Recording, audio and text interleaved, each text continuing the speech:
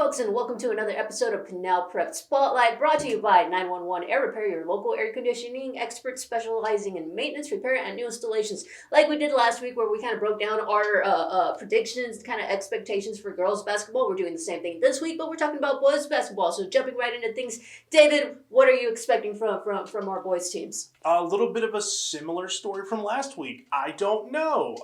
We got some interesting teams. It's a little bit clearer than it is with the girls' side this year. I feel like a lot of teams are still doing a lot of turnover. We saw a lot of senior exodus this last season, particularly when I think about that, Florence comes to mind. They were a team that had pretty much their entire senior core graduate this last year, but there's still some teams that are going to compete. I think 3A is where we really kind of see our basketball players shine. Teams like Florence can still easily compete. Coolidge is going to be much improved this year, and I think A.L.A. Ironwood is another team that we have to look at. So it's really those three that I really like to see, and for A.L.A. Ironwood specifically, yes, they lost a big senior piece in Noah Atkins last year that really helped them out in there. Then they had some upset wins in the Copper State region bracket for the open and small schools. But this year they still have a good group. Zach Jiggins is going to be taking the helm here. He's already on to a really good start, averaging around 14 points a game.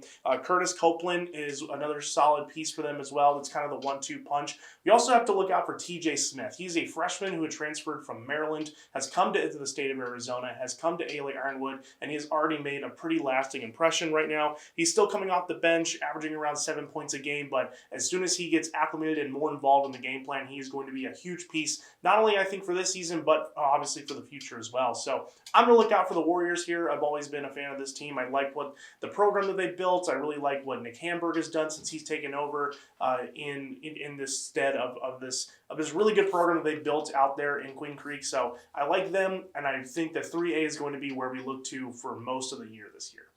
David's talking about 3A. Additional team I got to mention here is Santan Foothills. Santan Foothills is back under the control of Joe Galish.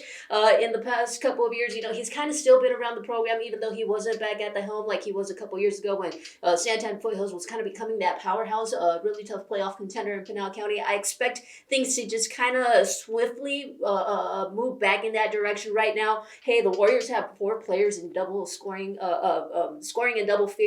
And really got to highlight here Jason Coleman. He's averaging 10.6 points, 9.4 rebounds. So, hey, just look for this team to kind of find their footing, try to establish themselves in this packed 3A conference that we have. So outside of Pinal County, there's also a lot of teams here in this conference that are a big headache, one of them being Valley Christian, which is kind of the nemesis for all of our Pinal County teams in 3A. Another team I have my eye on is Combs up in the 4A conference.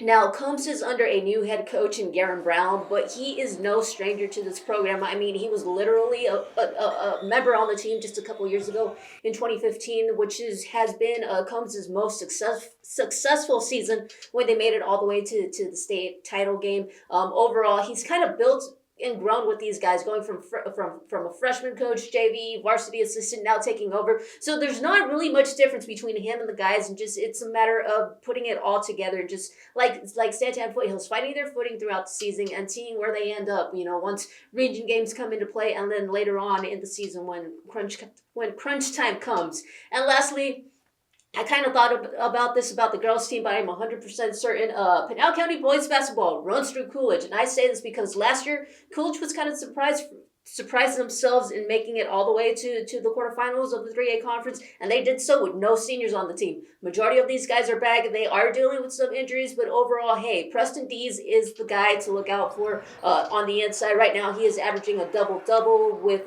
20 points, 11 rebounds. And then, hey, when Coach Dave Glasgow tells you, you need to remember this guy, you need to pay attention. And the guy I'm talking about here is freshman Turner Armstrong. He is the second leading scorer on the team right now. And just looking at his play so far, he doesn't look like a freshman at all. Like, we talk about player IQ, you can see that this guy knows the game. He knows how to use it to his advantage and everything. So this is going to be a really, really fun guy, not just this season, but for the next 3 years. So overall, I think Coolidge is our team to keep an eye on. Turner Armstrong right now and in the long run as well. David, any additional thoughts?